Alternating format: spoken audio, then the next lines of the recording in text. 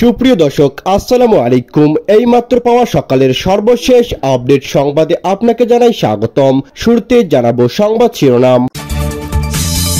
শুরুতে জানিয়ে দেব এখনো থমথমে খাগড়াছড়ির 144 ধারা জারি, থাকছে বিস্তারিত। এদিকে আরো জানিয়ে দেব খাগড়াছড়িতে সহিংসতার ঘটনা তদন্তে 5 সদস্যের কমিটি গঠন, থাকছে বিস্তারিত। আরো জানাবো এবার নসরুল হামিদ বিপুর সঙ্গে শেখ হাসিনার ফোন আলাপ ফাঁস, থাকছে বিস্তারিত। এবং সবশেষ জানিয়ে দেব পিআর মানে মনে করি পাবলিক রিলেশন বললেন বিএনপি নেতা সালাউদ্দিন। এতক্ষণ শুনছিলেন সংবাদ শিরোনাম, এবার থাকছে বিস্তারিত।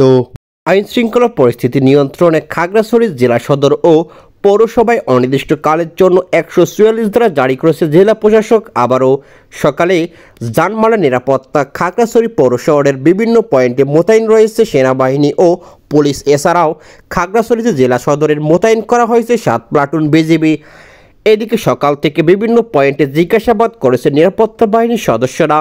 বন্ধ রয়েছে শহরের দোকানপাট। সকাল থেকে জেলার কোথাও অপ্রীতিকর ঘটনার খবর পাওয়া যায়নি। এর আগে রাতে সাজেকে আটকে পড়া 2000-এর বেশি পর্যটককে সেনা নিরাপত্তায় গন্তব্যে পৌঁছে দেওয়া হয়।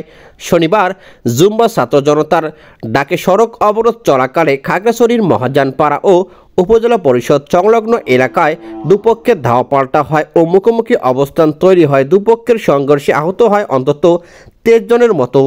খাগড়াছড়ি জেলা সিভিল সার্জন মোহাম্মদ সাবের বলেন, দুই পক্ষের উত্তেজনায় পরিস্থিতির মধ্যে মোট 23 জন আহত হয়। এদের মধ্যে 21 জন প্রাথমিক চিকিৎসা শেষে বাড়ি ফিরবে।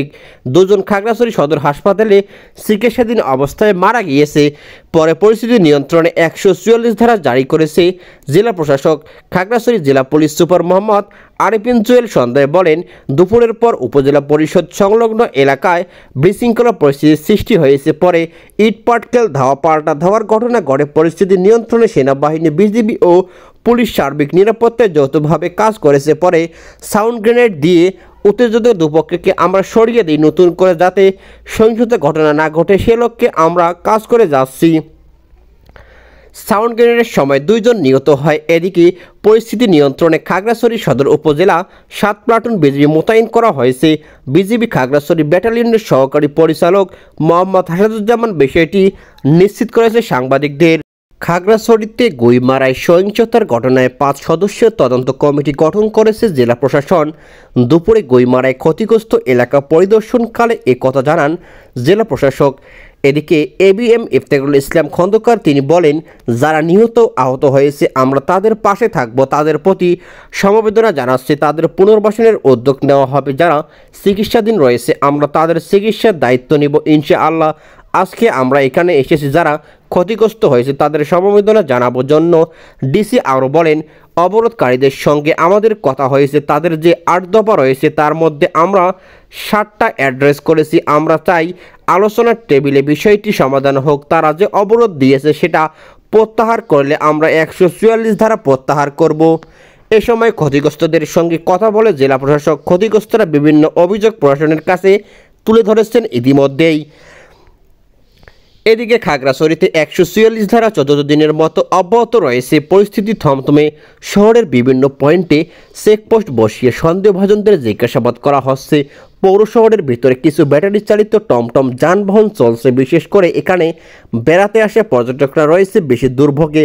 দূরপাল্লার যানবাহনগুলো এখান থেকে না ছাড়ার কারণে তারা ভোগান্তির শিকার হচ্ছে। জেলা প্রশাসক জানান, পণ্যবাহী ট্রাকগুলো গন্তব্যে পৌঁছে দেওয়া হয়েছে। ছাত্র জনতার অভ্যুত্থানে ক্ষমতাচ্যুত আওয়ামী লীগ সরকারের সাবেক প্রধানমন্ত্রী শেখ হাসিনার সঙ্গে সাবেক জ্বালানি প্রতিমন্ত্রী নসরুল হামিদ বিপুর ফোন আলাপ ফাঁস হয়েছে ইতিমধ্যেই। ওই ফোন আলাপে বিভিন্ন সরকারি ভবনে অগ্নিসংযোগের দায় বিএনপি ও জামাতের ইসলামীর ওপর চাপানোর নির্দেশ দিয়েছিলেন শেখ হাসিনা। এদিকে আরও জানা যায়, ফোন আলাপে নজরুল হামিদ বিপু বলেন, জ্বালানি বিল নিয়ে আর কোনো সমস্যা নাই। এদিকে একদিনে কাভার করে ফেলেছি 24 লক্ষ টাকার মতো। শেখ হাসিনা বলেন, 24 লাখ, তাহলে এটা নিউজ করো। উত্তরে বিপু বলেন, করছি তো, সকাল থেকে সমস্ত সাংবাদিককে নিয়ে পুরো ঢাকা শহর ঘুরতেছি। হাসিনা বলেন, কই একবারও তো ক্যামেরায় দেখলাম না। বিপু বলেন, আরে দেখবেন কেমনে, কালকে আমি জোর করে বললাম এতগুলো ছবি তোলাও, একটাও তো দেখাইলে না। হাসিনা বলেন আমি যা বলি শোনো, থোড়াসা হাদিয়া দিয়ে দো। বিভু বলেছেন হ্যাঁ ঠিক বলেছেন, ওইটা আমি মাথায় রাখছি। আজকে ডাইকা আমি বলছি হয়েছে কি, আমি বিএনপি জামাত সন্ত্রাসীর কথা যেটা বলছি ওইটা কাইটা দিয়ে বাকিটা কথা রাখতেছে। উত্তরে শেখ হাসিনা বলেন কাটলে বলবা, তোদের বিদ্যুৎ বন্ধ করে দেব ফোনে। শেখ হাসিনা বলতে শোনা যায় শিবির আর ছাত্রদল মিলেই যে অগ্নিসংযোগ করেছে, মানে বিএনপি জামাত যে করেছে, এটা বারবার বলতে হবে, লিখতে হবে আর বিদেশে পাঠানোর ব্যবস্থা করো, কারণ বিদেশে খবর যাচ্ছে ছাত্রলীগ এসব করেছে। ছাত্রলীগ তো মায়ের খেয়ে বের হয়ে চলে আসছে, তাদের তো কিছু নাই, কাপড় চোপড় নাই বলে আপা আমরা এক কাপড়ে রয়েছি। পিয়ার পদ্ধতিতে দেশে সবসময় ঝুলন্ত পার্লামেন্ট ও অস্থিতিশীল পরিস্থিতি বিরাজমান করে উল্লেখ করেছেন বিএনপির স্থায়ী কমিটির সদস্য সালাউদ্দিন আহমেদ। দেশের মানুষ পিয়ার পদ্ধতির বিপক্ষে। তিনি বলেন আমরা পিয়ার মানে মনে করি পাবলিক রিলেশন, যা জনসংযোগ। এখন সবাই জনসংযোগে আসেন, সেই পিয়ার আমরা বিশ্বাস করি। বিএনপির প্রতিষ্ঠাতা শহীদ রাষ্ট্রপতি জিয়াউর রহমানের মাজারে শ্রদ্ধা নিবেদনের সাথে সাংবাদিকদের সালাউদ্দিন আহমেদ এসব কথা বলেছেন। বিএনপির স্থায়ী কমিটির এই সদস্য আরও বলেছেন পিয়ার প্রফেশনাল রিপ্রেজেন্টেশন পদ্ধতি হচ্ছে একটি পার্মানেন্ট রেজিস্ট্রেশন পদ্ধতি, যার মধ্য দিয়ে বিভিন্ন দেশে এটা দেখা যাচ্ছে একটি অস্থিতিশীল পরিস্থিতি বিদ্যমান থাকে। সবসময়ের জন্য কোনো স্থায়ী সরকার ব্যবস্থা প্রতিষ্ঠা হয় না।